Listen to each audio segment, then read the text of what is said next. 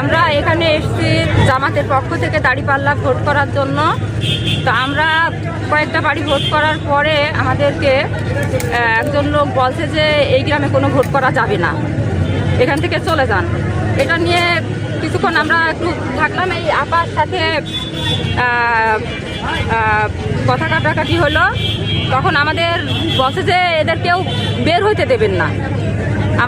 আমরা একটা বাড়ির গলির ভিতরে দাঁড়িয়ে আছি, এদেরকে সবাইকে আটকে রাখো, এদেরকে কাউকে বের হতে দেওয়া যাবে না।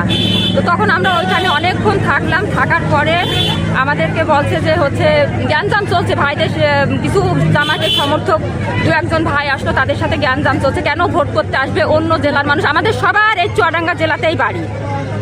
তো একজন তখন বলছে পুলিশ ডাকবো, এখানে ভোট করা যাবে না, কেন এসেছে আমাদেরকে বলছে কোরআন হাতে নিয়ে এসেছে। আপনারা বিকাশ নাম্বার চাচ্ছেন? না না না, এটা সম্পূর্ণ ভুল কথা। আমাদের কেউ বিকাশ নাম্বারও আমরা দিতে চাইনি, আমাদের কাছে কোরআনও নেই।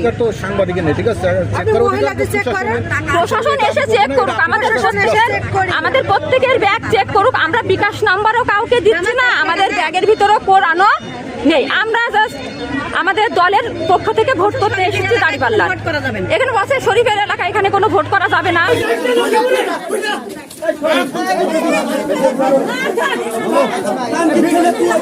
বাড়িতে গণসংযোগ করার পরে তখন এইখানকার যারা মোটামুটি প্রতিনিধি যারা আওয়ামী লীগ বিএনপির হাফিজুর রহমান, আমার মামা আপন মামাই, উনি বিএনপি করে, পাশাপাশি ওনার সঙ্গে বিল্লাল মামা সহ আরও অনেকে ছিল। দেখছি মেয়েদেরকে তারা বলছে যে তোমরা এই গ্রামে কী করতে এসেছো, তোমরা তোমাদের গ্রামে গিয়ে ভোট চাও, মেয়েদের কাজ নেই, আমি ফেলে দিয়ে ভাতার ফেলে দিয়ে এখানে ভোট চাইতে এসেছি।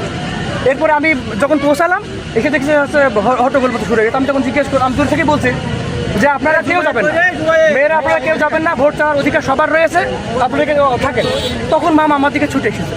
যে ভাষা প্রয়োগ করেছে ওইটা হয়তো ভিডিওতে আপনারা পাবেন, এর আগে যে ভিডিওটা দেখা দিয়েছে, কাছারে বলতে চাচ্ছি না। তারপরে আমি তখন বলছে যে তুই এখানে কী করতে আসছিস? তা বললাম এটা আমার গণতান্ত্রিক অধিকার। আর এই গ্রামে আমার নানি বাড়ি, এখানে আমার মাটি কোথায়, আমার নাড়ি কোথায় আছে মাটি, আমি কী করতে আসছি? তখন উনি ধাক্কা ধাক্কি এসে এগুলো করেছে।